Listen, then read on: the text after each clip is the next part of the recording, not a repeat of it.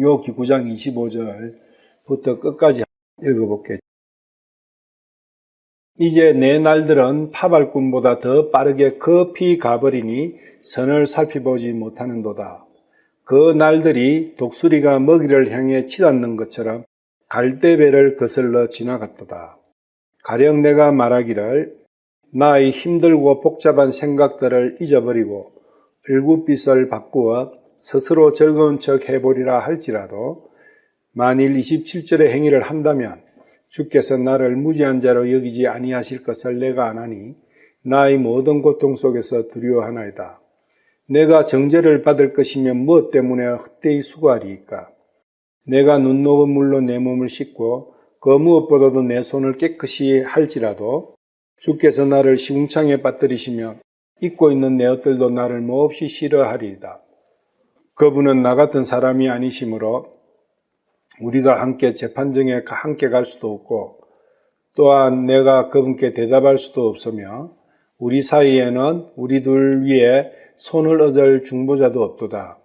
그분께서 자신의 막대기를 내게서 치우시고 자신의 공포로 나를 무섭게 하지 아니하시기를 원하노라.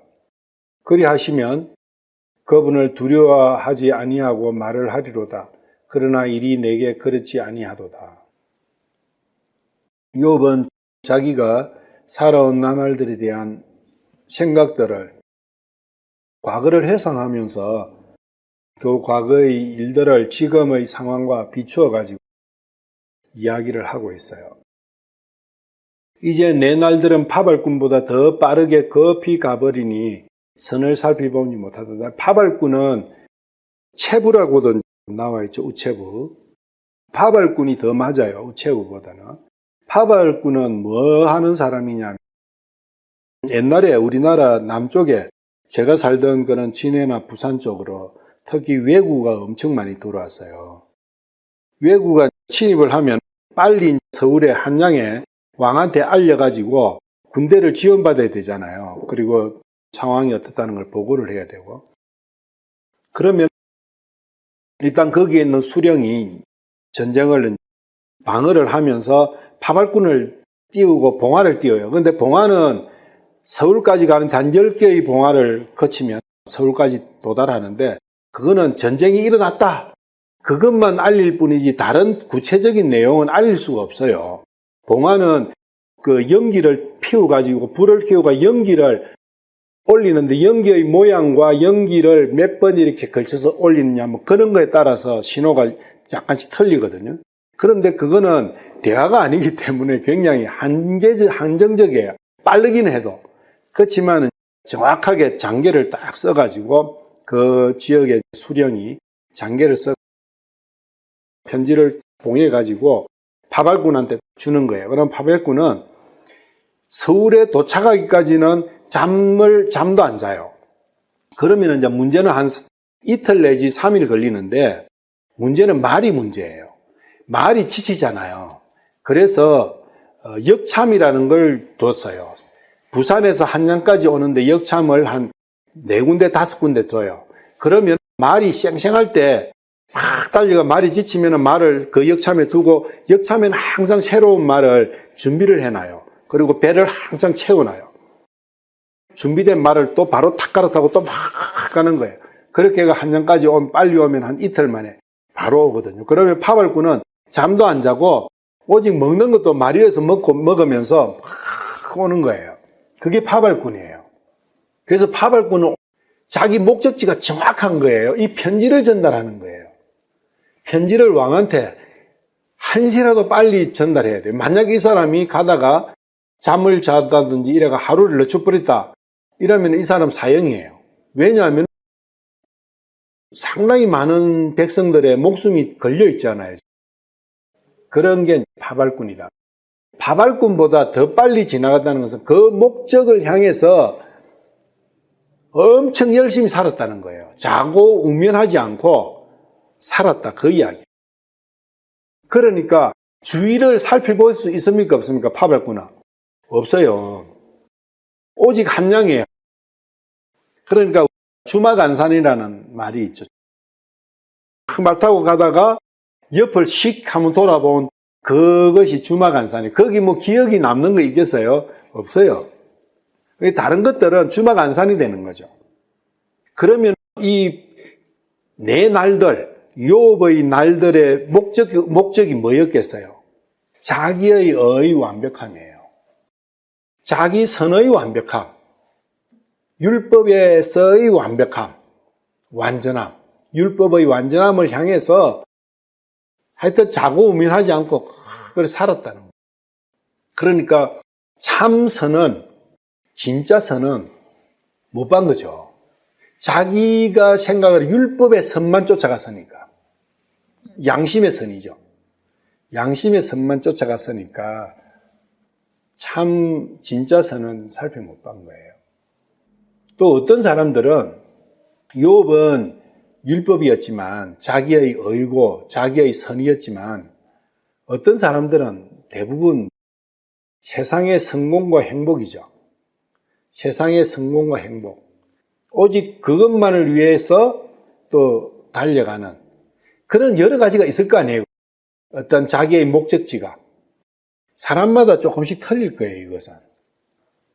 그런데 육체 안에서 사는 삶의 다 동일하다는 거예요. 그 결과는. 이런 걸 회상할 때는 어느 때 이런 생각을 갖게 되겠어요? 자기의 죽음을 눈앞에 둔 자, 죽음의 문턱에 선 자들은 이런 생각을 하는 거예요. 부질없구나. 내 살아왔던 모든 이 노력과 땀과 정성과 했던 그 모든 것들이 부질없구나. 그것을 실제로 생각하고 그것을 다른 사람에게 표현할 때가 언제냐면은 죽음의 문턱에서 그렇게 한다는 거예요. 자기 힘이 팔팔하고 죽음이 멀리 있을 때는 아예 그거 생각만 안 하죠. 그냥 달려가야 되니까. 근데 달려가다가 말이 돌부리에 팍 걸려가 말이 넘어졌어. 그러니까 나도 잘 푹 튕기가는데 완전히 이제 갈비뼈가 불러지고 다리도 한 개 망가지고 머리에서도 피가 출출 흐르고 죽음 직전에 그러면은 생각해 볼 거 아니야. 내가 이렇게 왜 내가 달려가고 있지? 그러니까 결국은 욥은 막 달려왔지만 얻은 것은 병든 몸, 요거 한 개밖에 없잖아요. 지금 온 만신창이가 된 이 몸뚱아리 한 개 말고는 가족이 있나, 재산이 있나, 종이 있나, 아무것도 없잖아요. 이 사람이 이렇게 될 때까지 되돌아보지 않는다는 그것이 참 불가사의하다. 그래서 이렇게 되기 전에 자기를 되돌아보는 사람은 복 받은 사람이다. 그렇게 많이 이야기를 하죠. 그래서 그때서 이렇게 이야기죠. 자기한테 문병 온 사람이나 이런 사람한테 자네는 참 그렇게 살지 마라. 내가 살아봤자 이게 뭐여. 공술의 공수가. 그래서 돈과 성공이 인생의 전부는 아니다. 이렇게 이야기하는 사람은 죽음을 목전에 둔 사람이 이야기지. 그렇지 않는 사람은 그리고 이 이야기를 해도 죽음을 생각 안 하는 사람은 기전을 흘러버려요. 이게 너무나 우리가 나도 똑같이 저렇게 갈 건데 그걸 피할 사람은 없는데 어리석음 아니냐. 우리 삶에서 참 행복과 참 성공이 무엇인지 생각해 보라 하지만 그걸 귀담아 듣는 사람은 참 드물다. 그래서 이것을 과연 내가 느끼느냐, 내 마음이 되느냐. 26절 그 날들이 독수리가 먹이를 향해 치닫는 것처럼 갈대배를 거슬러 지나갔다. 여기에 독수리하고 갈대배 두 개가 나오잖아요. 근데 대부분은 독수리가 굉장히 빠르잖아요. 그래서 갈대배도 굉장히 빠르다. 그런 측면에서 두 개를 대비를 많이 하는데 저는 그렇게 생각을 하지 않아요. 왜냐하면 독수리의 스피드와 독수리가 먹이를 향해서의 스피드하고 갈대배의 스피드는 비교 자체가 안 돼요. 갈대배는 아무리 빨라봤자 15노트 못 넘어가요. 15노트면 시속 20km, 25km 채 안 되거든요. 갈대배에 무슨 엔진이 있습니까? 사람 노져가는 건데. 독수리는 시속 240km 나와요, 시속. 그 독수리가 먹이를 향해서 팍 갈 때는 시속 240km. 독수리처럼 이렇게 빠르게 간 사람이 욥의 날이다. 욥의 날은 독수리가 먹이를 향해서 치닫는 그 당시에는, 요사이는 비행기도 있고 별거 다 있는데, 그 당시에는, 욥이 살던 그 당시에는 엔진이 없을 때는 땅 위에서 가장 빠른 것이 독수리가 먹이를 팍 칠 때의 그 스피드가 제일 빠른 거예요. 그래서 이렇게 한 거예요. 그 빠른 것처럼 갔는데 어느 방향으로 갔느냐? 갈대배하고 반대 방향으로 간 거예요. 그러면 갈대배는 뭐냐? 이 문제예요. 갈대배를 우리가 한 개 만들어 보자고요. 제일 먼저는 갈대밭으로 가야 되겠죠. 갈대를 잘라야 되겠죠. 그 다음에 갈대를 엮어야 될 거 아니에요. 그러면 갈대배가 돼요. 갈대가 잘려야 되잖아요. 진흙에서. 갈대는 봤잖아요. 빌닷 이야기에서. 진흙에서. 그 진흙에 묻혀있는 갈대의 뿌리하고 분리돼야 되는 거죠. 그 갈대의 뿌리가 나의 육신적인 인연들이라는 거예요. 그것으로 엮여 있다는 거지. 거기에서 내가 양분을 빨아올리가 살아야 돼. 거기서 잘려야 되는 거예요. 잘리가 배가 만들어져 가지고 물 위에 떠야 되는 거예요. 물 속에 뿌리가 잠겨 있는데 물 위에 떠야 되는 거죠. 잘려서. 그게 갈대배다. 그래서 갈대배를 타 있는 사람이 누구였어요? 모세였다는 거죠. 애기 모세가 갈대 그 상자 안에 들어있었잖아요. 그거 갈대배예요. 모세는 예수님의 표상이잖아요. 단지 모세는 율법을 가져왔고, 예수님은 은혜와 긍휼을 가져하셨고, 그게 틀리다는 거죠. 그러면 갈대배는 엔진이 없어요. 갈대배는 물이 흐르는 대로 가는 거예요. 방향성이 바람이 부는 대로 가는 거잖아요. 바람은 하나님이 잡고 있죠. 바람은 하나님의 영을 또 바람이라고 표현해요. 영의 방향이다. 갈대배가 가는 방향은 영의 방향이에요. 그 영의 방향하고 반대로 갔다. 그거는 육신의 방향이다. 그 육신의 방향으로 어느 정도 빨리 갔다고요? 독수리가 그게 세상에서 가장 빠른 속도로 반대 방향으로 치달아 간 거예요. 자기 날이었다. 그게 자기가 산 자기의 날들이다. 출애굽기 2장 3절. 더 섬길 수 없게 되며 그를 위하여 갈대로 만든 궤를 가져다가 진흙과 역청으로 바르고 아이를 그 안에 담아 강가의 부들 갈대 사이에 두니. 이게 참 어려운 말씀이죠. 그를 위해서, 모세를 위해 갈대를 잘라 갈대를 가지고 궤를 만들어 그 안에 진흙과 역청으로 또 발라요. 갈대가 진흙 안에서 살았는데 끊어져 가지고 진흙이 갈대를 위해서, 갈대 상자를 위해서 진흙이 쓰인 거예요. 진흙은 육신이잖아요. 그러니까 육신이 목적이 아니라 육신이 수단으로 바뀌었다는 거예요. 그럴 때 생명은 살리받는 거예요. 모세가 살아났잖아요. 그거는 다시 부활한 거예요. 모세가 어떻게 해서? 이렇게 해서 진흙에서 끊어져 이 진흙이 수단이 된 거예요. 그 생명을 위해서. 영을 위한 수단으로 써야지 이 육신이 내 혼의 목적이 돼서는 안 된다 그 이야기죠. 그게 모세의 배의 이야기다. 강가의 부들 사이에, 부들이 갈대예요. 또 그 갈대 사이에 또 뒀어요. 이 세상에 그대로 있다. 이 세상을 떠난 게 아니고 이 세상 안에 있는데 그 갈대는 끊어진 갈대고 생명을 담은 갈대고 육신을 지배하는 갈대다. 그런 것을 생각을 해야 된다. 그러니까 이런 부분을 보면 이 참 말씀의 깊이가 그 의미하는 바가 말씀 한 개 한 개가 오묘하다. 그런 걸 우리가 볼 수 있어요. 창세기 1장 28절. 하나님께서 그들에게 복을 주시고 하나님께서 그들에게 이르시되 다산하고 번성하여 땅을 채우라. 땅을 정복하라. 또 바다의 물고기와 공중의 날짐승과 땅 위에서 움직이는 모든 생물을 지배하라.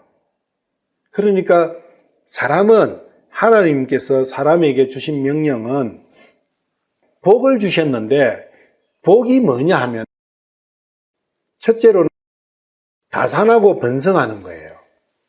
두 번째로는 땅을 치우는 거고 그리고 땅을 정복하는 것이고 그리고 움직이는 모든 생물을 지배하는 거예요. 이게 복이에요. 하나님께서 주신 복은 이게 복이에요. 그런데 우리는 땅을 채우지도 못하고 땅을 정복하지도 못하고 움직이는 모든 생물을 지배하지도 못하게 돼버렸다. 복을 다 잃어버렸다는 거죠.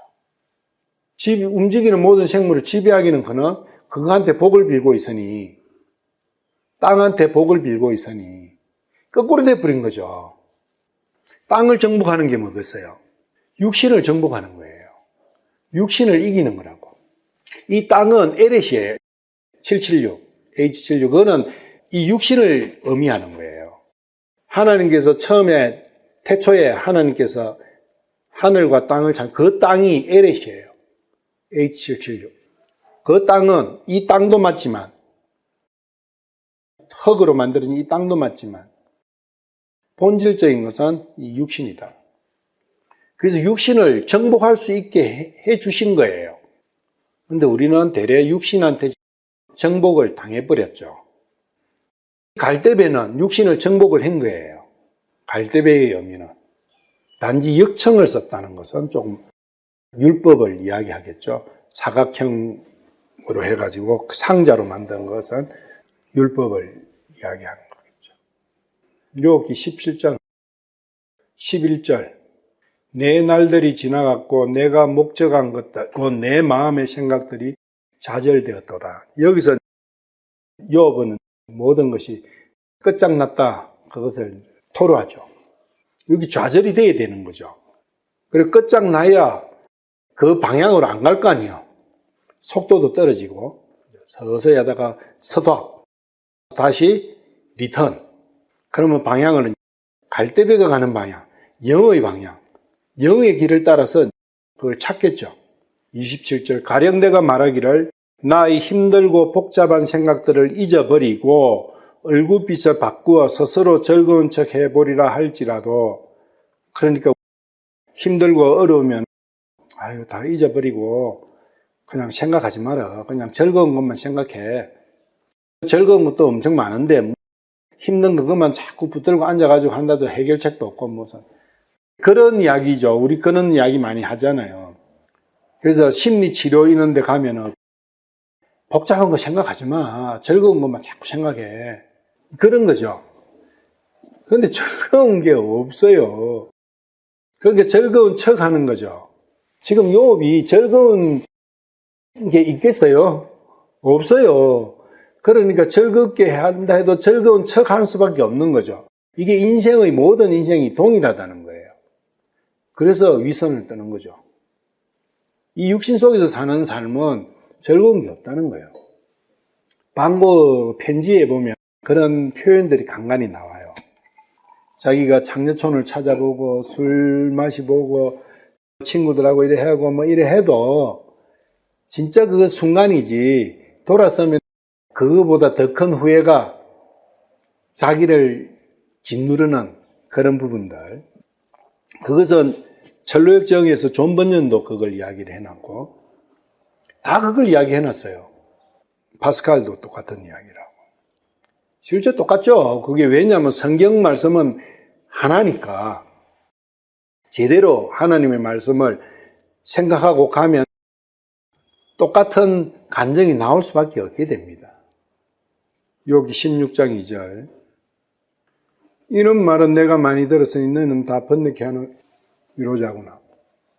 욥은 그 마음이 욥의 마음을 헤아려 보는 거예요.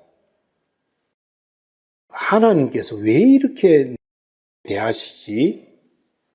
나는 율법을 지키고 하나님을 믿음 속에서 살았는데 왜 이런 게 오지? 근데 친구들 보니까 친구들은 또 괜찮아요. 근데 저 친구들은 하나님하고 전혀 상관없이 살았는데 이런 혼란이 있을 거 아니에요. 그 혼란 속에서 내가 뭐 때문에 이리 되는가 그걸 모를 때 오는 마음의 아픔, 그것이 이뤄져서 문제가 생겨서 아픈 게 아니라 그것에 대한 길을 모를 때 오는 그 쓰라림이 더 크다는 거예요. 그래서 그 번민에 쌓여 아무리 생각해도 모르니까 그걸 고뇌락하고 번민이라고 해요. 뭔가가 생각을 하면 조금씩 실마리가 풀리면 빛이 오는 건데, 번뇌가 끝나는 건데 더 감기는 거예요. 더 깜깜해지는 거라. 생각하면 할수록 더 깜깜해지고 더 오리무중으로 빠지니까 번민에 쌓일 수밖에 없는 거예요. 그런 상황에서 친구가들이 위로를 한다고 하는 위로가 아니라 고문이다. 전혀 방향이 자기가 생각하는 거로 반대로 가니까 자기가 볼 때는 친구들 말대로 가다가는 더 악화되는 문제가 생기니까 친구들의 위로도 위로가 안 되고 하나님께서도 위로를 하는 게 아니고 자기는 점점 더 힘들게 돼가고 있으니까 그래서 자기 자신밖에 없다. 그러면 내가 나를 위로하는 수밖에 없지 않느냐. 이런 쪽으로 생각을 해도 우리는 대부분 또 그렇게 많이 해요. 내가 나를 위로하는 그런 부분들이. 근데 욥 같은 경우는 그렇게 한다 해도 28절이 두려운 거예요. 만일 27절처럼 내가 내 자신을 스스로 위로하려고 해도 주께서 나를 무지한 자로 여기지 아니할 것을 내가 아나니 위선을 떠는 그것이 하나님 앞에 악이라는 것을 아는 거죠. 그러니까 나의 모든 고통 속에서 두려워하는 내 스스로 즐겁게 하는 것도 안 되고 위로도 내 위로도 안 되고 친구 위로도 안 되고 하나님은 위로를 해주시는 게 아니고 더 고통 속에 가니까 그래서 고통 속에서 두려움으로 발발 떨고 있는 그거 말고는 자기가 가진 게 없구나 이런 문제죠. 그러니까 진짜 엄청난 고통 속에 욥은 빠져들고 있는 그런 욥의 상태. 그런데 여기서 뚜렷한 거 한 개는 욥은 하나님을 두려워하고 있다는 거. 그런데 그 두려움이 어디서 오느냐? 심판에서 온다고 얘기해요. 자기가 위선했을 때 받을 하나님의 심판이 두려워가 위선을 못하는 거죠. 회개하는 자의 첫 번째 그게 바로 이거다 그거예요. 하나님의 심판이 두려워야 되는 거예요. 근데 하나님도 아리까리하고 왜? 하나님은 안 보이시니까. 그러니까 안 보이는 것을 두려워한다는 것은 너무나 어려워요. 하나님이 아마 여기에 태양처럼 크신 분으로 망경으로 본다든지 아니면 우주선 타고 간다든지 해가 하나님을 어떻게 봤는데 와, 그 하나님은 엄청 크시고 힘이 이 세상에 어떤 것도 당할 수도 없으신 분이고 야, 그런 분이 어디 가면 있어 진짜로 봤어. 예를 들면 이렇게 되면 두려워하겠죠. 그런데 하나님이 있으시다 하는데 보이지를 않아요. 봤다는 사람도 없어. 6,000년 세상이 흘러갔지만 하나님을 봤다 하는 그 사람 이야기들도 전설을 갖고 대부분은 그게 어디 있냐.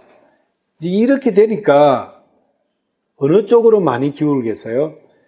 안 보이니까 하나님이 있다고 하는 사람도 분명히 있고 성경에도 있기는 한데 이게 다 상상의 속에서 존재하는 그런 형태로 많은 거예요. 그러니까 두려울 수가 없는 거죠.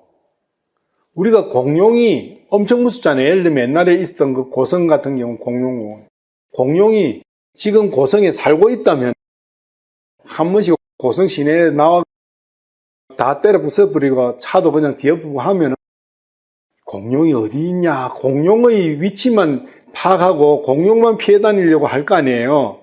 두려우니까. 근데 공룡이 있다 했는데 없어 지금은. 그러니까 공룡 무서워하는 사람이 있습니까? 장난감으로 생각하지.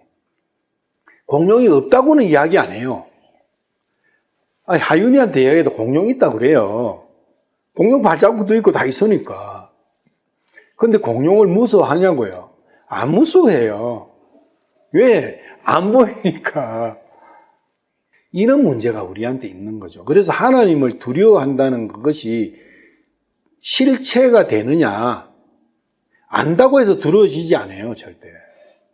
믿으면 두려워지는데 왜 두려워요? 심판이 있다는 거예요, 심판이. 그 문제가 너무나 추상적으로 된다. 그래서 우리가 스스로 위로하는 것이, 자기가 자기 자신을 위로하는 것이 뭐냐? 여기 27절에서 여러분 그러잖아요. 자기가 자기 자신을 위로해 보려고 시도를 해보려고 하다가 포기해버리잖아요. 그러면은 자기가 자기 자신을 위로하는 게 바로 종교, 철학, 윤리, 도덕이다. 절에 머리 깎고 들어가는 사람, 성당에 수녀복 입고 성당으로 가는 사람, 어떨 때 가요? 괴로울 때 가잖아요. 괴로울 때 거기 가는 이유는 위로를 받으려고. 괴로울 때 필요한 건 위로잖아요. 그래서 위로받기 위해서 머리 깎고 흰 옷 입는 거예요. 성당 가서 두건 쓰고 수녀 되는 거예요. 그리고 여자만 그런 게 아니에요. 남자도 마찬가지예요. 중되고 종교행위 하는 거는. 여기에 중들도 중이나 이는 뜬금없이 갑자기 머리를 깎았대, 그 사람은. 그러면 어떤 생각을 가져요? 그 사람이 뭔가가 세상적으로 큰 뭔가를 당했구나. 그걸 직감적으로 알죠. 그러면 깎은 이유는 당연히 나오잖아요. 위로를 하려고, 위로받으려고. 그 상처를 위로받으려고. 그 이야기다. 그래서 윤리, 도덕, 철학, 종교가 바로 그런 부분이다. 자기의 아픈 부분을 치료해 보려고, 달래 보려고 하는 짓거리인데 방향성이 잘못됐다는 거예요. 갈대배와 반대로 갔다는 거예요. 갈대배와 반대로 평소에도 갔는데 가속 페달을 더 밟아버린 거죠. 처음에는 자전거 타고 가다가 나중에는 오토바이 엔진 달고 가버린 거죠. 더 멀리 가버리잖아요. 갈대배의 방향을 찾아야 된다. 그 갈대배의 방향은 오직 성령 안에만 있다는 거예요. 그게 예수님 오시기 전에는 율법 속에 있었고, 예수님 오시기 이후에는 주 예수 그리스도 안에 있었다는 거예요. 그래서 주 예수 그리스도를 찾아야 된다. 그것만이 올바른 위로를 받는 길이다.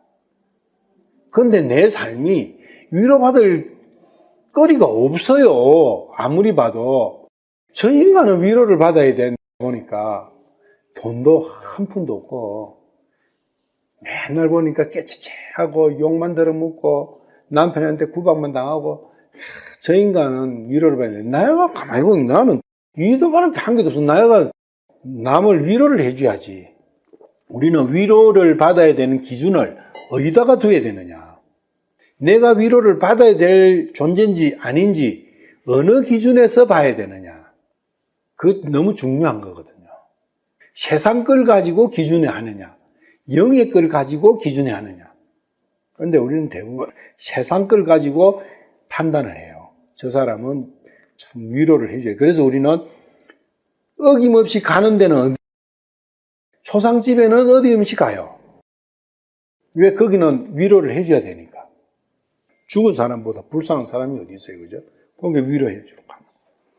그 다음에는 돈 없는 사람, 봉투에 돈 좀 넣어가지고 위로해주잖아요. 나는 돈이 있고 저는 돈이 없으니까. 그런 거. 대부분 그러한 이유죠. 근데 그게 아니다는 거예요.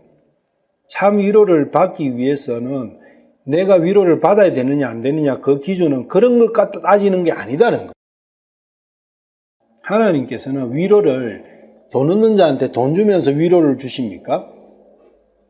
아니죠. 죽은 자에게 생명을 주시면서 위로를 주시는 거예요. 생명이지, 오직. 참 생명. 29절. 내가 정죄를 받을 것이면 무엇 때문에 헛되이 수고하리까? 예를 들면 내가 심판받는 것이 별로 두렵지 않다면, 심판이 두렵지 않으면 내가 뭐 때문에 개고생하면서 절기도 못하고 고생하면서 욕 들어가면서 신앙생활 할 필요가 뭐 있느냐? 그 이야기예요. 심판이 안 들으면 내 마음대로 살지 뭐. 근데 내 마음대로 살면, 내 육신의 소욕대로 살면 심판이 두렵기 때문에 그것을 끊는 거예요. 우리가 요사이 담배 가게에 뭘 그려요? 폐암. 그걸 실제 사진을 넣고 문구를 이렇게 됩니다. 담배 피우면 이렇게 됩니다. 근데 문구를 넣어요. 왜 넣어요? 암은 두려워하니까 푸지 마라 그 이야기지. 그런데 덮어버려. 참 이게 우리가 이 성경하고 이렇게 비교해도 참 비슷한 것 같아요. 그렇다고 해서 그 사람이 폐암을 두려워하지 않느냐? 두려워해요. 참 그 모순이잖아요. 두려워하면서도 비웃으면서 그 그림 비웃으면서 퍼버려요. 어떻게 해석해야 됩니까, 그것을? 너무나 어리석은 거 아니에요. 완악하고. 진짜 해석이 불가한 게 이 육신적인 생각이에요. 사람 속에 있는 육신적인 생각이 해석 불가해요. 너무 난해하고, 짐승도 아니고, 사람도 아니고, 식물도 아니고, 도대체 이게 해석이 안 되는 게. 근데 정상적이라면은 심판이 무섭고, 그 무서운 심판 때문에 내가 이 세상 것들과 분리되려고 하는 그런 부분. 그래서 모든 것은 처음 시작은 하나님의 심판에 대한 두려움이다. 거기 두려움이 생기려면 하나님도 믿어야 되고 심판도 믿어야 두려움이 생길 거 아니에요. 하나님에 대한 부분도 어렴풋하고 심판도 어렴풋하면 두려움이 생기겠어요? 안 생기죠. 근데 욥은 하나님의 심판을 두려워하고 있다는 것은 하나님도 믿고 심판도 믿는 거예요. 정확하게. 사실적으로. 마태복음 23장 33절. 뱀들아, 독사들의 세대야, 어찌 너희가 지옥의 정죄를 피하겠느냐. 독사의 세대. 창세기 5장 1절부터 가면 아담의 세대 나오죠. 그 아담의 세대가 뭐예요? 독사의 세대죠. 그 독사의 세대가 예수님 오심으로 인해 가지고 예수 그리스도의 세대로 세대가 바뀌는 거죠. 근데 독사의 세대는 무조건 지옥의 정죄를 피할 수 없다. 100%. 예외가 없다. 지옥의 정죄, 심판. 로마서 6장 23절.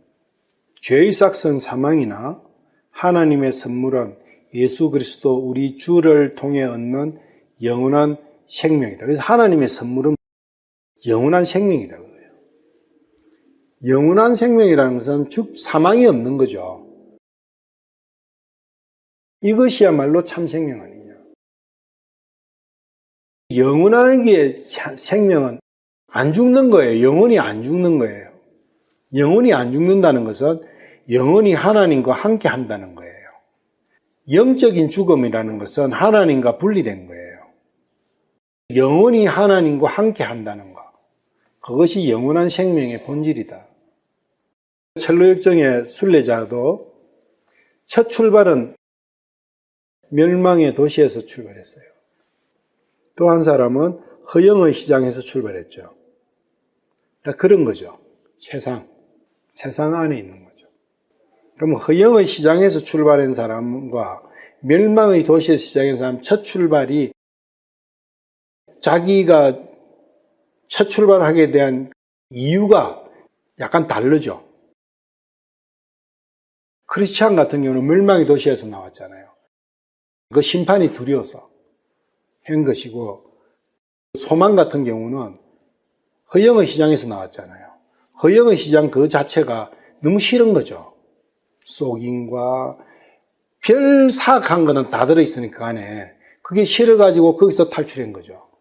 그렇지만 목적지는 같은 거죠. 유업도 멸망의 도시로부터 벗어나려고 하는 그러한 마음이 깔려 있다는 거예요. 30절 내가 눈 녹은 물로 내 몸을 씻고 그 무엇보다도 내 손을 깨끗이 할지라도 자기 자신을 깨끗하게 한다는 게 자기의 의를 더 높이고 있는 거잖아요. 이러려면 그 생활에서 죄라고 생각되는 안 좋은 거라고 생각되는 악이라고 생각되는 것은 근처도 안 가겠죠. 눈이 새하얗잖아요. 완전 하얗잖아요, 눈이. 눈은 깨끗함의 대명사예요. 물도 종류가 많죠. 눈 녹은 물, 그 깨끗한 눈이 녹은 물. 얼마나 깨끗하겠어요. 근데 요사이는 먼지가 들어가갖고 절대 그걸 하면 안 된다고 하지만 옛날 이때는 눈이 얼마나 깨끗했겠어요.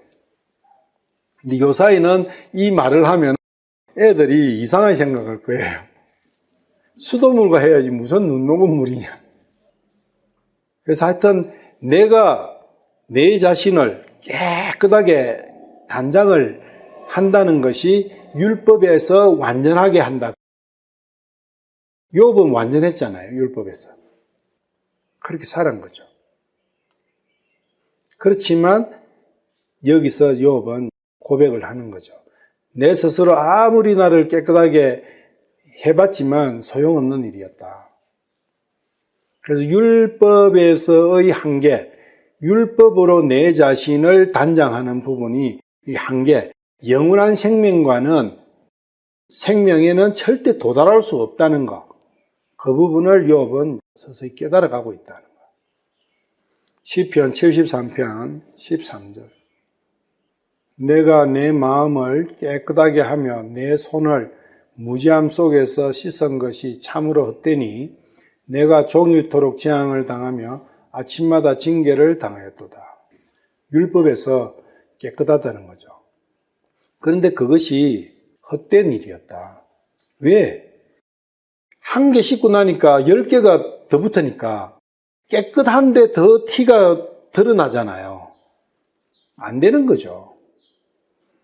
이런 자기의 내 자신의 의를 가지고는 내 자신의 의는 내 육신을 가지고 한 거예요. 내 손을 가지고 한 거라고. 그래서 육신으로는 절대적으로 어렵게 될 수 없다는 거. 하나님의 영원한 생명을 받기 위한 거기에는 절대 이룰 수 없다는 거. 에레미야 2장 22절. 네가 천년소다로 네 몸을 씻고, 이 천년소다가 천년 비누예요. 올가닉 비누라고. 비누의 주 재료가 소다예요, 소다. 우리 소다 많이 쓰죠, 씻을 때. 천년소다, 그것도 완전히 최고 좋은 거겠죠. 천년소다로 네 몸을 씻고 많은 비누를 쓸지라도, 어떤 비누를 써도 네 불법이 여전히 내 앞에 표시되어 있느니라. 주 하나님이 말한다.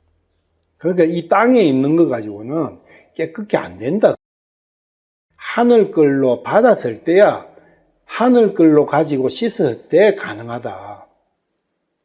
땅의 것 가지고는 안 된다. 31절. 주께서 나를 시궁창에 빠뜨리시면 입고 있는 내 옷들도 나를 몹시 싫어하리라. 어떤 사람이 싫은 사람이 있어요. 친구하고 이야기하는데 어떤 싫은 사람이 등장했어. 그 사람이 대화 가운데서 나와서 그러면 그 사람에 대해서 어떤 이야기를 할까요? 싫은 사람이야. 엄청 싫어 그냥. 죽이고 싶을 정도 싫어. 이러면은 싫으면 비난하지. 비난하고 안 좋은 것만 이야기하지 좋은 거 이야기 안 하죠. 이 내 옷들도 나를 몹시 싫어한다. 내가 입고 있는 옷도 나를 싫어하면 옷이 어떻게 되겠어요? 벗고 싶어지겠죠. 내가 싫은데 내 몸뚱아리가 싫으면 옷이 생각이 있다면 빨리 벗어버리면 좋겠다, 그냥 도망가 버리면 좋겠다, 이렇게 되겠죠. 몹시 싫어하면 그래 될 거 아니에요. 그게 그러면 지금 우리가 입고 있는 옷은 어떤 옷이에요? 육신이에요. 육신이 내 옷이에요. 스킨이 옷이에요. 옷이라는 단어의 근원하고 스킨은 같은 말이에요. 그래서 사탄이 스킨 투 스킨 했잖아요. 옷은 옷으로, 이 옷하고 이 옷하고 이렇게. 그만큼 옷이 중요하죠. 아담이 제일 처음 잃어버린 것도 옷이에요. 옷이 아담을 싫어했죠. 아담은 선악과를 먹으니까 속이 새까맣게 돼버렸죠. 더러워져 버렸죠. 그러니까 피터의 옷이 좋겠어요, 싫겠어요? 싫죠. 그러니까 옷이 가버렸죠. 이 몸이 옷을 벗은 게 아니라 옷이 몸을 버린 거죠. 그런 형태를 표현하는 그런 것을 내 옷들도 나를 몹시 싫어하리라.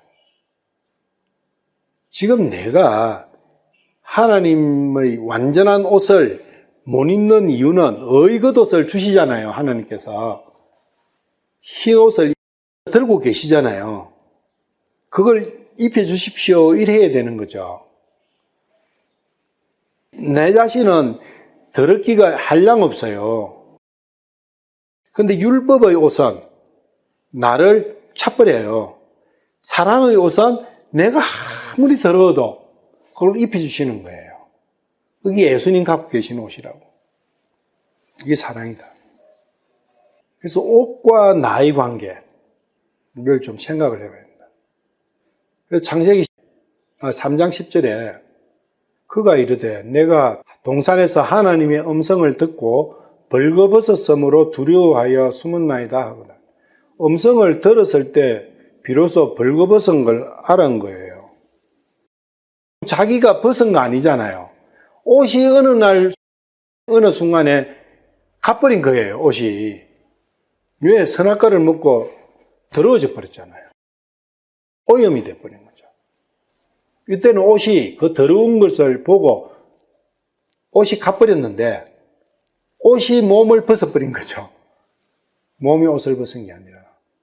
근데 예수님께서는 더러운 거기에다가 입혀주시는 거예요. 그러려면 이 옷이 얼마나 너그러워야 되고 얼마나 은혜가 커야 되고 얼마나 긍휼하심이 커야 되겠는가. 사랑이. 옷은 부끄러움과 더러움과 죄악을 가리는 거잖아요. 내가 아무리 더럽더라도 속은 완전히 수치더라도 내가 옷 한 개 쫙 빼입으면 쫙 바뀌어버리죠. 왕이나 내나 똑같은데 왕도 옷을 쫙 입어 완전히 거지를 세수 딱 시키고 머리 쪽 빗겨가지고 옷 쫙 왕복을 딱 입어버리면 왕이 되는 거예요. 옷이 갖고 있는 위력이에요. 법정에 하면 판사가 입는 옷이 있고 검사가 입는 옷이 있고, 판사와 검사는 법복을 입어요. 법복을. 판사 옷은 달라. 그래서 옷 딱 보면 아, 저 사람이 판사구나, 저 사람이 검사구나 딱 알아요. 사람한테 존경을 포함합니까? 옷한테 존경을 포함합니까? 옷한테 존경을 포함하는 거예요.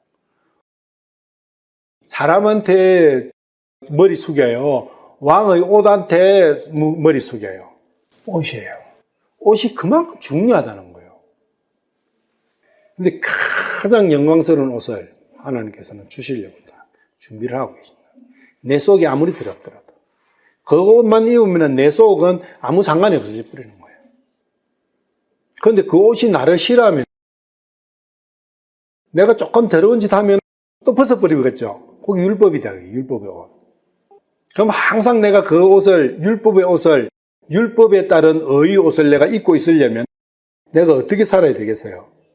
근데 그게 안 되는 거예요. 그래서 은혜의 의의 옷을 입어야 된다. 이사야서 61장 10절. 내가 주를 크게 기뻐하며 내 혼이 내 하나님을 기뻐하리니 이는 마치 신랑이 장식으로 자기를 꾸미고 신부가 보석으로 자기를 단장하는 것 같이 그분께서 구원의 옷으로 나를 입히시고 의의 겉옷으로 나를 덮으셨기 때문이라. 두 가지가 나오죠. 구원의 옷이 있고 의의 겉옷. 외부적으로 드러나는 옷은 다른 사람이 볼 때, 나를 볼 때 보이는 옷은 겉옷이잖아요. 그 겉옷은 의의 겉옷이에요. 구원의 옷은 보입니까? 안 보입니까? 안 보인다. 그래서 구원의 옷은 내적이다. 보이는 것과 안 보이는 것은 뭐예요? 보이는 것은 행위로 나타난다는 거예요. 어렵고 거룩하다는 그것은 나타난다는 거예요. 그건 어떻게 나타나요? 세상과 단절된 그 모습은 나타난다는 거예요.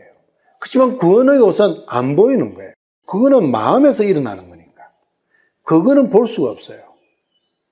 그렇지만 의의 겉옷은 보이는 거예요. 거룩한 행위가 있는 거예요. 구분된 삶이 있는 거잖아요. 중요한 거예요. 근데 우리는 의의 겉옷에 대해서 잘 생각을 안 해버리는 거예요. 다 마음적인 거지 뭐. 시편 104편 2절. 그분께서 옷으로 덮는 것 같이 빛으로 자신을 덮으시며 하늘들을 휘장같이 펼치시고. 여기 보시면 덮는 옷이 의의 겉옷은 덮는 거잖아요. 이건 의의 겉옷이라는 뜻이에요. 덮었다 그거예요. 덮는데 뭐같이? 빛으로 덮으신다 그래요. 빛으로. 빛과 어둠이 나오잖아요. 우리가 요한복음 1장에 보면 빛과 어둠. 이 빛과 어둠은 선과 악의 대표적인 나타난 현상이죠. 선은 빛으로 나타나고 악은 어둠으로 나타나는 거예요. 그래서 어두움은 깜깜함이잖아요. 깜깜하면 흑색이잖아요. 그래서 흑색이 빛이냐? 그렇게 문의하는 것도 굉장히 철학적인 부분이 있어요. 그걸 따지지 않는 게 아니라 빛으로 덮으신다. 빛의 옷이다. 그 빛은 어둠과 분리되잖아요. 빛과 어둠이 함께 할 수가 없잖아요. 이게 거룩함이다. 이거는 드러난다는 거예요. 거룩함은. 거룩하게 구분되는 거니까. 빛으로 입고 있는 사람이 어둠과 같이 뒹굴 수는 없다는 거죠. 세상과 짝할 수 없다는 거 이야기예요. 이사야서 64장 6절. 그러나 우리는 다 부정한 물건 같고 우리의 모든 의는 더러운 누더기 같으며 우리는 다 잎사귀같이 시들므로 우리의 불법들이 바람같이 우리를 몰아갔나이다. 우리 모든 의는 내 자신의 의, 내 손으로 이룬 의, 내 육신을 가지고 이룬 의, 이러한 모든 의는 더러운 누더기다. 그래서 이것은 내 옷이 될 수가 없다는 거죠. 이 옷이 대표적인 게 무화과나무 잎으로 엮은 옷이다. 이것 가지고는 옷이 안 된다. 다른 나를, 누더기 옷 그 자체가 나를 더 비참하게 만들어버리잖아요. 사람들은 나를 보는 게 아니라 누더기 옷을 보는 거죠. 그런데 우리는 그 누더기 옷을 엄청 영광스러운 걸로 생각하고 있을 수 있어요. 내 자신의 모든 욥이 완전하게 살았잖아요. 율법 속에서. 그것이 나는 엄청 깨끗하고 훌륭한 옷으로 생각하지만 하나님 보시기에는 완전 너무 더러운 거예요. 내 자신이 하나님 앞에 내 자신의 모습. 우리가 벌구성이 임금이라는 그런 거 있죠. 임금 자기는 세상에서 최고의 옷을 입었다고 생각을 해요. 그런데 어린이의 눈 안에는 그게 어떻게 보여요? 벌구성이 임금이죠. 어린이는 아직 양심이 작동을 안 하는 거예요. 그건 뭐냐? 위선이 없다. 근데 철이 들어버리면 다 위선을 해가지고 아무 말도 못하는 거야. 이중적이죠. 벌거숭이 임금이야. 율법으로 쌓은 모든 너는 나를 더욱더 더럽게 나타내는 것이지 나를 좀 더 영광스러운 1%도 없다. 누가복음 15장 22절.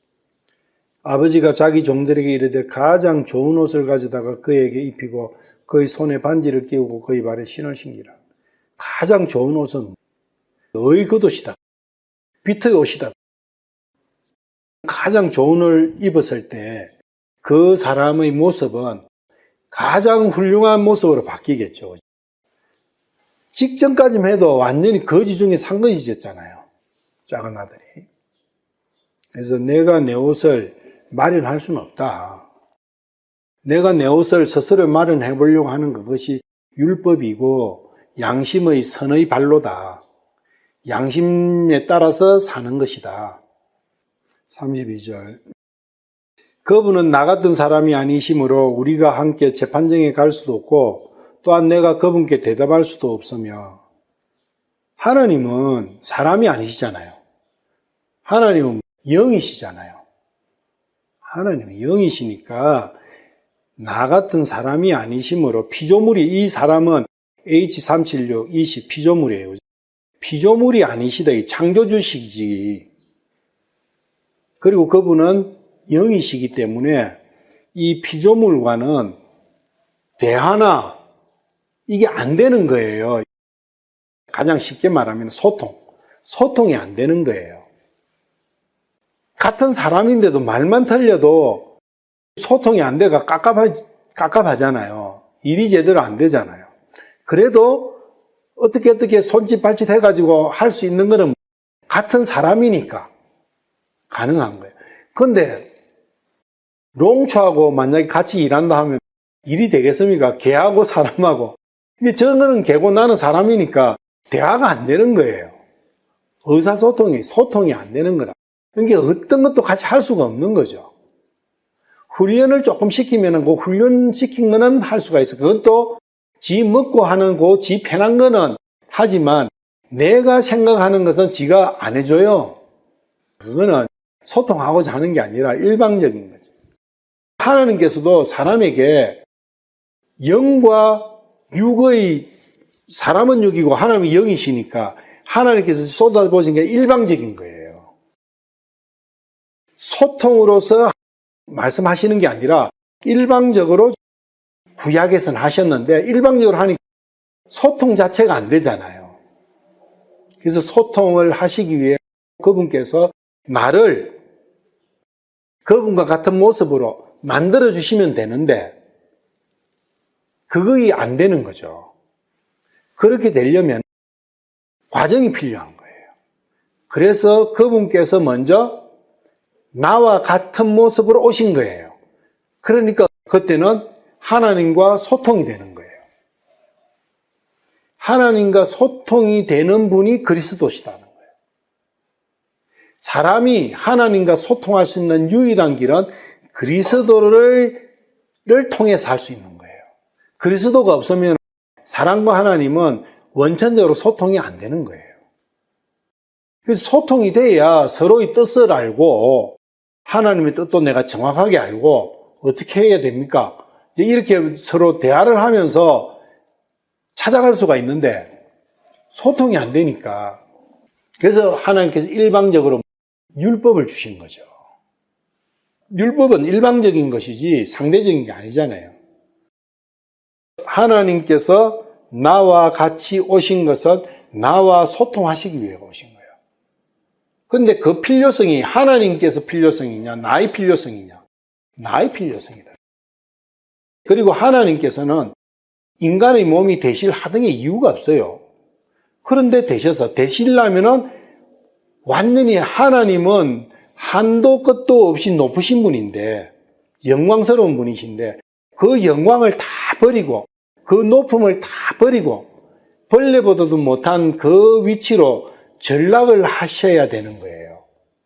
그 일을 이렇게 하시려면 그 사랑이 어느 정도 커야 되겠는가? 거기에 하나님의 사랑이 있으시다는 거예요. 그래서 예수 그리스도, 주 예수 그리스도 그분이 위대하시고 우리는 그분을 찬양할 수밖에 없는 이유가 거기에 있다는 거예요. 하나님과 나의 소통 창구를 만들어주신 분이니까. 그분도 안 오실 수도 있어요. 그런데 그분은 기꺼이 오신 거예요. 그리고 오셔가지고 죽기까지 죽으신 거예요. 왜? 나를 하나님과 같은 영으로, 하나님과 같은 모습으로 바꿔주시기 위해 죽어요. 벌레보다 낮은 위치로 오신 것도 그거 안 돼. 세상에서 가장 큰 죄악을 저지른 죄수가 죽는, 죄인이 죽는 그러한 방법으로, 최고의 고통으로, 극한의 고통으로 죽는 그 죽음으로 죽으셔야 되니까. 왜? 땅에서 들리셔야 되니까. 십자가 아니고는 땅에서 들려가지고 죽는 죽음이 있습니까? 없다고요. 땅과 분리된 상태에서 죽어야 되니까. 그 십자가의 의미가 참 크거든요. 사랑과 하나님이 소통한다. 그것만큼 중요한 게 없다는 거예요. 욥은 계속 그걸 원하고 있잖아요. 하나님과 대화하고 싶다. 하나님과 변론하고 싶다. 하나님께 알아보고 싶다. 하나님과 여쭈고 싶다. 근데 그 길이 없는 거예요. 그게 왜 그러느냐? 하나님은 나 같은 사람이 아니시기 때문에 그런 거예요. 민수기 23장 19절. 하나님은 사람이 아니시니 거짓말하지 아니하시고 사람의 아들이 아니시니 뜻을 돌이키지 아니하시는도다.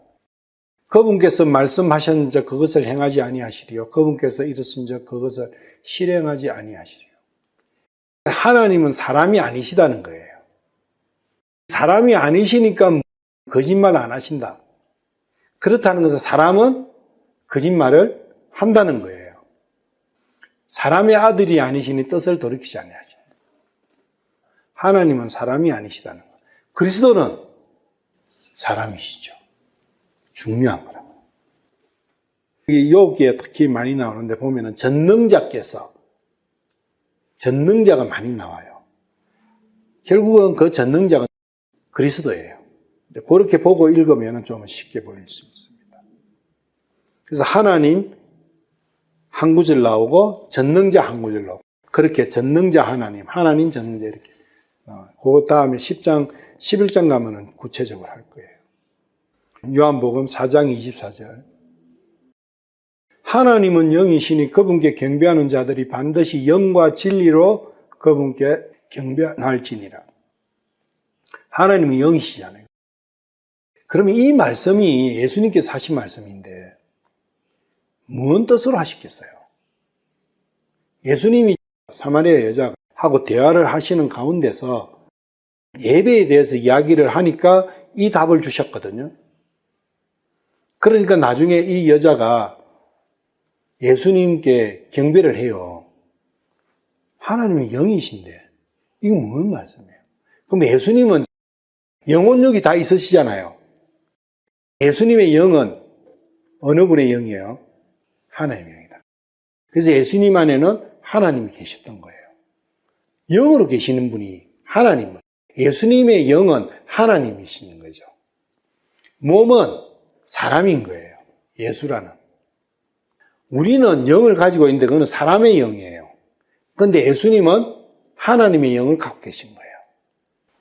그래서 그 예수님께 경배하는 이유는 예수님의 영, 그분이 하나님이시니까 그 영께 경배하는 거예요. 그래서 영과 진리로 하라 그 이야기예요. 예수님을 하나님으로 알은 사람은 예수님께 경배했잖아요. 그러니까 하나님이 영이시니까 재판정의 한계도 갈 수도 없고 뭐 변론할 수도 없고 대답도 안 되고 대화가 안 되니까. 근데 하나님이 계시는 거는 정확해. 근데 대화가 안 돼. 그러니까 얼마나 깝깝하겠어요. 33절. 우리 사이에는 우리 둘 위에 손을 얹을 중보자도 없다. 중보자도 없는 거예요. 중보자가 되려면은 하나님도 되면서 사람도 돼야 되는 거죠. 그런 사람이 어디 있냐고요? 없어요. 그래서 그리스도, 그분께서 중보자로 오시잖아요. 그래서 그분은 하나님이시면서 사람이었다는 거예요. 예수님이시잖아요. 중보자, 그리스도. 갈라디아서 3장 20절, 19절, 20절. 그러면 율법은 무엇을 위한 것이냐?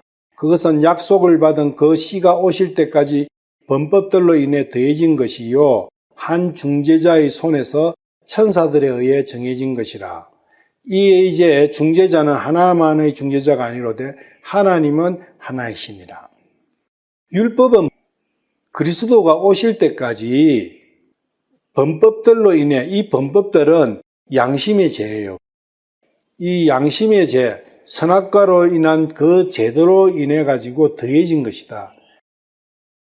사람이 양심으로 살든 어떻게 하든 그것은 죄악 가운데서 사는 것이다는 그것을 알려주기 위해 가지고, 죄라는 것을 알려주시기 위해 율법을 주신 거죠. 만약에 인간들이 범법을 안 지켰다면 율법 없이 필요가 없잖아요. 중재자는 하나만의 중재자가 아니로되, 중재자는 일방적인 중재자가 있을 수 없잖아요. 양쪽을 중재하는 거죠. 하나님과 나의 사이. 율법은 중재를 할 수가 없다. 율법의 목적은 중재가 아니다. 갈라디아서는 율법과 은혜의 차이에 대해서 쭉 해놨잖아요. 그리스도는 율법과 다르다는 거죠. 에베소서 2장 13절. 한때 멀리 떨어져 있던 너희가 이제는 그리스도 예수님 안에서 그리스도의 피로 가까워졌느니라. 그분은 우리의 화평이시니라. 그분께서 둘을 하나로 만드사 우리 사이에 중간 분리벽을 허무시고. 한때 멀리 떨어져 있던 너희, 떨어져 있다는데 어디하고 떨어졌다는 거예요. 떨어져 있다는 것은 두 개 사이가 이렇게 떨어져 있는 거잖아요. 하나님과 나 사이가 떨어져 있었는데 그리스도 예수님 안에서 통합됐다는 거예요. 그리스도 예수님 안에 하나님이 계셨잖아요. 내가 예수님 안에 들어가면 하나가 되는 거죠, 하나님과. 그 이야기예요. 예수님 안에 하나님이 영으로 계시지 않는다면 내가 예수님 안에 들어간들 하나님과 함께 될 수 있습니까? 없잖아요. 중요한 거다. 예수님 안에 하나님이 계시기 때문에 내가 하나님과 함께 할 수 있는 거예요. 14절, 그분은 우리의 화평이시니라. 그래서 평화다 그 이야기예요. 원수된 것을 그분께서 둘을 하나로 만드사 우리 사이에 중간 분리벽을 허무시고, 그러니까 하나님과 나 사이에 있던 그 분리되는 벽을 허무니, 그 벽이 죄다. 그 죄의 벽을 무너뜨려 버리시고 한 개로 뭉쳐 주셨다는 거예요. 예수님 안에서 하나 된다는 거예요. 하나님과 내가. 예수님이 안 계시면 하나님과 내가 하나 될 수 있는 길은 영원히 없는 거죠. 15절, 원수되게 하는 것, 즉 규례들에 수록된 명령들의 율법을 자기 육체로 없애서서니 이것은 이 둘을 자기 안에서 하나의 새 사람으로 만들면서 화평을 이루려 하십니다. 율법의 죄, 율법의 그 한계성, 그 부분을 없애시고 하나님과 나를 예수님 안에서 하나 되게 평화를 이루어 주셨다는 거예요. 16절, 또 십자가로 그 원수되게 하는 것을 죽이사 친히 십자가로 이 둘을 한 몸으로 하나님과 화해하게 하려 하십니다. 하나님과 한 몸이 되어버리는 거예요. 또 그분께서 오셔서 멀리 떨어졌던 너희에게와 가까이 있던 그들에게 화평을 섭니다. 유대인과 이방인도 그렇고 우리 사람들끼리도 그렇고 모든 만물을 예수님 안에서 하나 되게 하시는 거예요. 그 안에 들어가면 무조건 하나잖아요. 우리가 한 통 속에 들어가면 하나잖아요.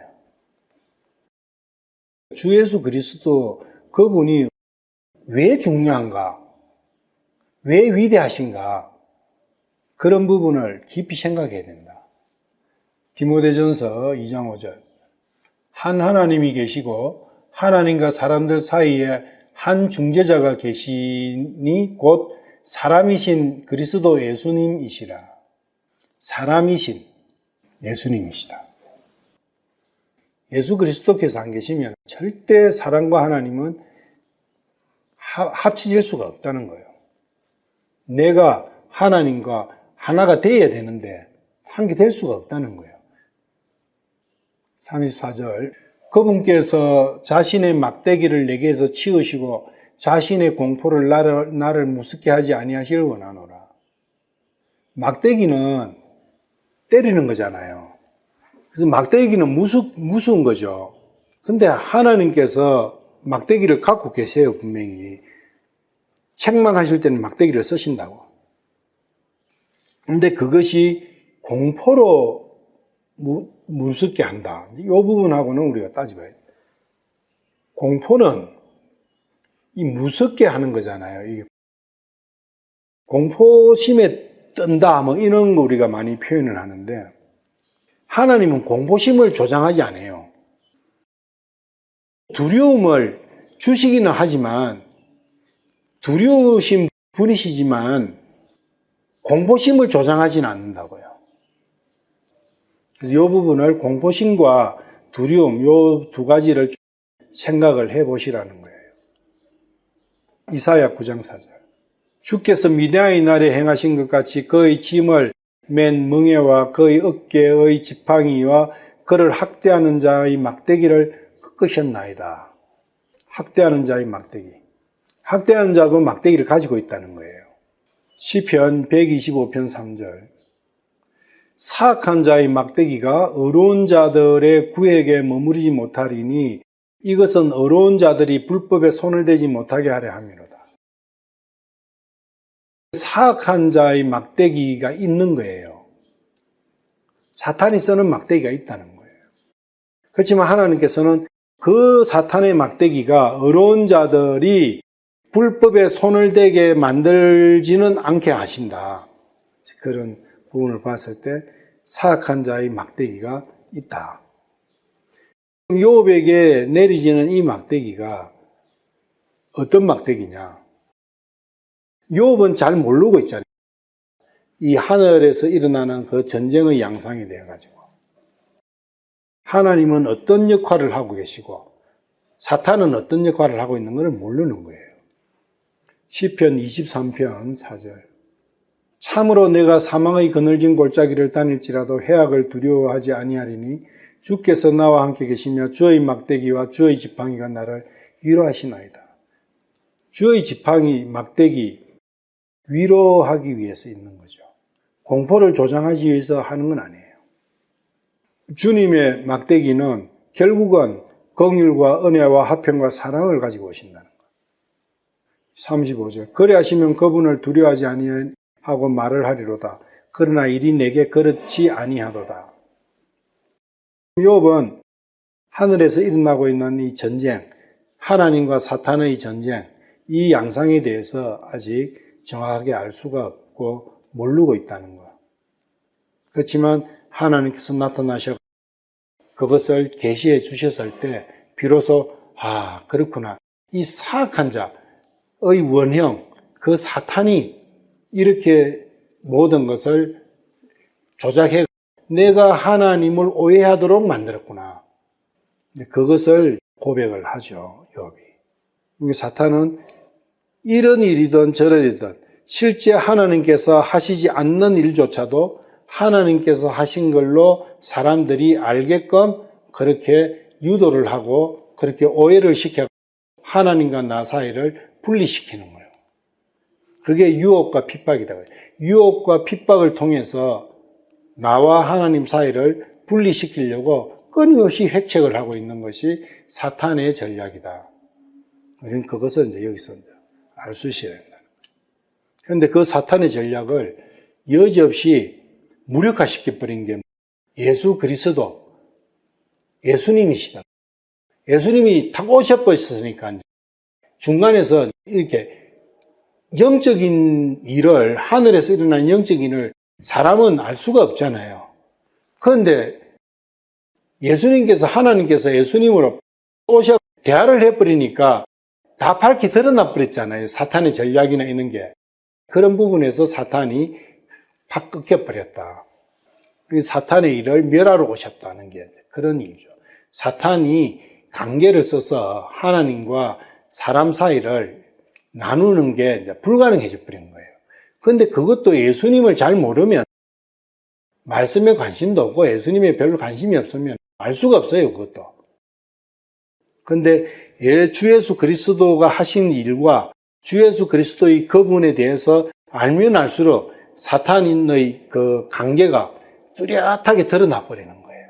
그러면은 사탄에게 속지 않죠.